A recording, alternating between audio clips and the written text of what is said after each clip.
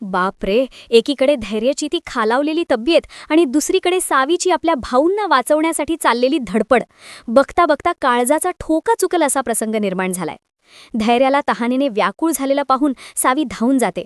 पण तो अहंकार, तो राग, धैर्य तिला स्पष्ट सांगतो, सावी, मला तुझी मदत नकोय. पण आपली सावी तरी कुठे हार मानणारीये. ती हक्काने त्याला पाणी पाजते आणि तिथेच खऱ्या संघर्षाला सुरुवात होते. पण खरी गोम तर पुढेच आहे.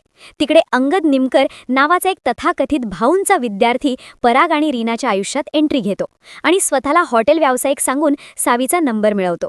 पण हा अंगद नक्की आहे तरी कोण? तो खरोखर मदतीचा हात पुढे करतोय की दामिनी आणि भास्करच्या कुटील कारस्थानाचा तो एक भाग आहे? धक्काच बसेल तुम्हाला. सावी जेव्हा धैर्याची परमिशन घेण्यासाठी त्याच्या रूममध्ये जाते तेव्हा तो गाढ झोपलेला असतो. ती आपली व्यथा मांडते, रडते, पण तो काहीच ऐकू शकत नाही. आणि जेव्हा सावी घराबाहेर पडते तेव्हा धैर्य जो अटी घालतो ना, त्या ऐकून तर अंगावर काटा येतो. तो चक्क म्हणतो, जर घराबाहेर जायचं असेल तर आधी घटस्फोटाच्या कागदपत्रावर सही कर. काय सांगता? सावी आता काय निर्णय घेणार? एकीकडे भाऊंच्या ऑपरेशनसाठी लागणारा अफाट पैसा आणि दुसरीकडे तुटणारं लग्न. सावी देवासमोर उभी राहून प्रार्थना करते आणि त्याच वेळी कॅफेमध्ये जेव्हा ती अंगदला भेटते तेव्हा तिला जाणवतं की काहीतरी काळं बेरं नक्कीच आहे.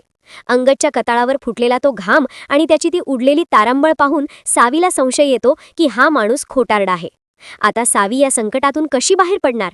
अंगदचा खरा चेहरा सर्वांसमोर येईल का?